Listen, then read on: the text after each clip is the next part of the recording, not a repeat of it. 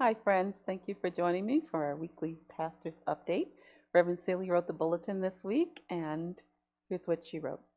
Dear friends, you probably heard of Walter Rauschenbusch. He was a theologian who taught right here at Colgate Rochester Crozier Seminary over 100 years ago. He's one of the authors of what's called the social gospel, the idea that the spiritual life isn't just an individual journey, but also a call for us to build a just world together.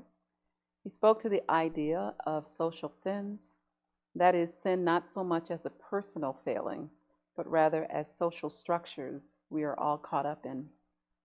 I'm thinking about this as we approach our annual reconciliation service at 7 o'clock on March 28th. One of my great sadnesses is that for so many folks who grew up Catholic, we're made to feel burdened with guilt and fear related to confession. This emphasis comes from unkind churches, not from God. It gets things absolutely backwards. Reconciliation is a reminder that we never have to fear God. God wants us to be happy and to release what holds us back. God always loves us unconditionally, but we seldom let that love in. So this is a special chance to do so, to open our hearts to that unconditional love at last. There's one rich way to approach reconciliation, knowing that it is a beautiful, positive time to celebrate God's kindness and embrace new beginnings. Another fruitful approach might be to reflect on some of the isms, the social sins that are a part of society, and how we relate to them. No blaming or shaming ourselves allowed. Rather, our goal can be simply to notice and reflect. I know for myself, the war in Ukraine has brought some of these into clearer light. As I examine my own conscience, here are some areas I look at and some questions I will ask. I hope you'll join me in meditating on any or all of these. First, in light of the death toll, what is my country's role in militarism and violence? How can I practice peace in my life through who I stand with, what I do, how I think, and how I live? In light of the refugee crisis, how do I welcome the stranger? And how can my answer to the question, who is my neighbor, become broader than it is now? Third, in light of supply shortages, how do I relate to the consumer culture in which we all live? Am I living as ethically as I can? How are my attachments to material things? How do I share and resist sharing? And finally, in light of rising gas prices, how is my relationship with the earth? Are there changes I can make to live more greenly? Am I spending enough time in nature?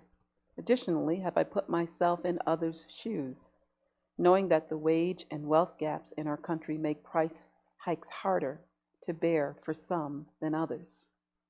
Can I imagine a society that runs differently so that fewer people are economically vulnerable?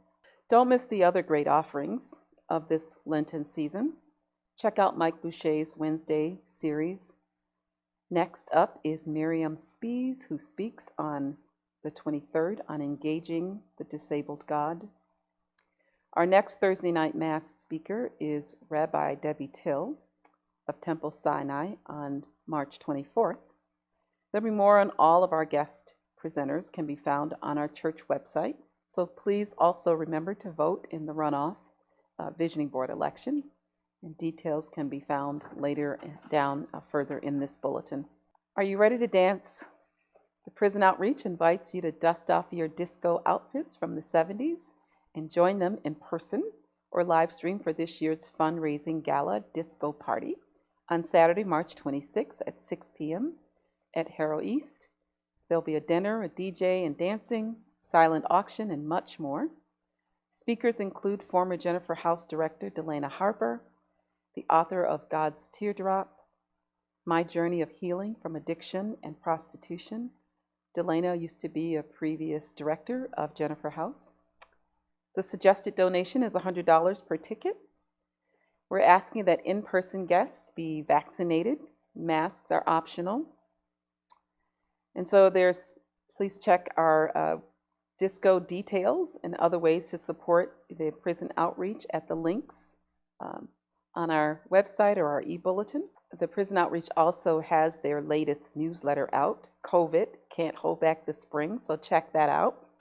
It's a great way to learn about all the great things that this Prison Outreach has been doing. If you have questions about purchasing tickets or making a donation or sponsorship, you can go to the Prison Outreach website or go to the Spiritus website and click on Prison Outreach and find more information there. Also, make sure you pay attention.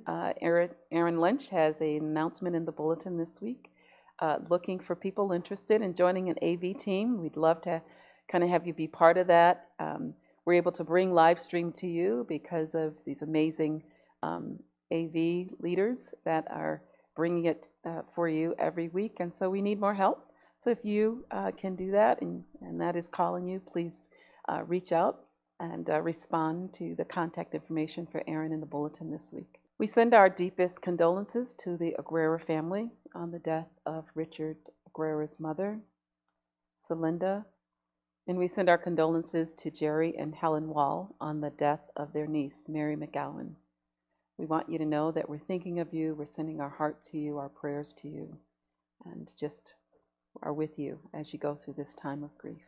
Friends, thanks so much for joining us for our weekly Pastor's Update, and we'll see you next week. Take care.